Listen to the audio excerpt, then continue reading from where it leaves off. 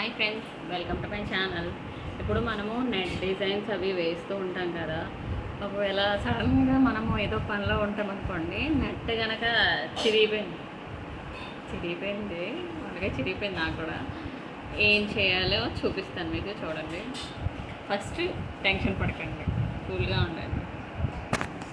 ఇది చూసారా, అక్కడ నెట్ అనేది ఇక్కడ చిరిగిపోయింది అనమాట. నేను ఇక్కడ కొంచెము డిజైన్ అనేది ఫార్వర్డ్ చేసి ఇక్కడ నుంచి కుట్టాను అనమాట. కింద అయితే మనము నెట్ వేసినప్పుడు కొంచెం ఎక్కువ ఈ పేపర్స్ ఉంటాయి కదా, వైట్ షీట్స్, అవి ఫోల్డ్ చేసి ఒక 4-5 లాగా ఫోల్డ్ చేసి థిక్గా పెట్టుకోండి. అప్పుడు అనేది మనకి నెట్ అనేది చిరగదు అనమాట. ఇంకోటి ఇక్కడే నిన్న సేమ్ ఇలానే చిరిగిపోయింది. కాకపోతే చూడండి, అంత దీంట్లో అసలు ఏం కనబడట్లేదు కదా, నీట్గానే ఉంది కదా. ఇక్కడ కూడా చిరిగిపోయింది.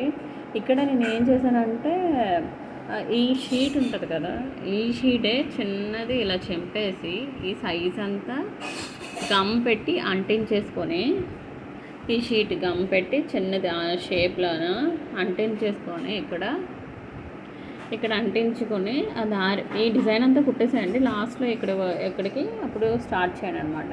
కిందని కూడా ఒక 3-4 పేపర్స్ లాగా పెట్టేసుకోండి. ఇది అప్పుడు మనకి ఆ డిజైన్ అనేది పడుతుంది. ఆరిపోయిన తర్వాత కుట్టండి, అప్పుడు నీట్ ఫినిషింగ్తో వస్తుంది. చూడండి, దగ్గర నుంచి చూస్తేనే తెలుస్తుంది.